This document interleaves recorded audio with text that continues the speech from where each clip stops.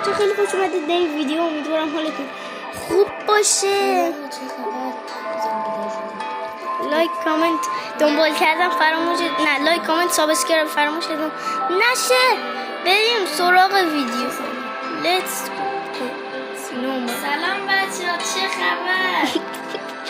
خوبی؟ لایک و کامنت و دنبال فراموش نشه. اگه ویدیو ما رو دوست داشتید لایک کنید. راست میگی، مچ به کلتون. فالو نکنید. صمیمم خیلی نوبه اگه پس منو فالو کنید. صمیم فالو نکنید. بریم سراغ ویدیو.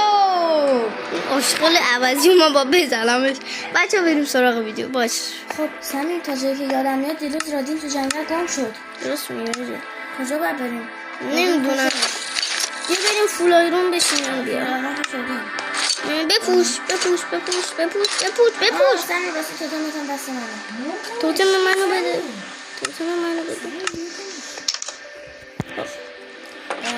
صمیم بیا بیرون. صمیم بیا بیرون. خب الان بچه‌ها کجایی تو؟ نه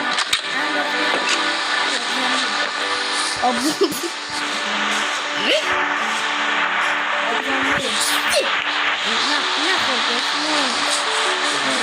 فقط صمیم اگه پیدا نکنی چی؟ تو پیداش میکنی؟ باشه بیا دنبال من. صمیم من یادم که داداشون میگشتم که داداشون آره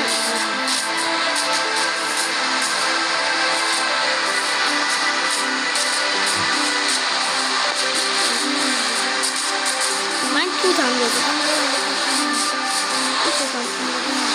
دادی بیا من این برو دادی کجایی؟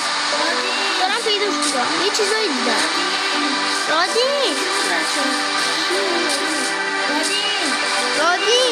دیدمت. رادین در نرو رادین دیدمت.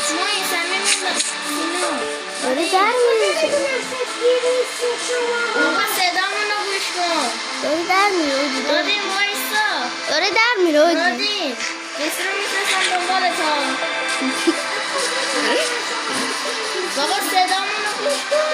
رادین مایی بچه بوم نشه. بابا تو مگه خفگیرا رو تا حالا دیدی؟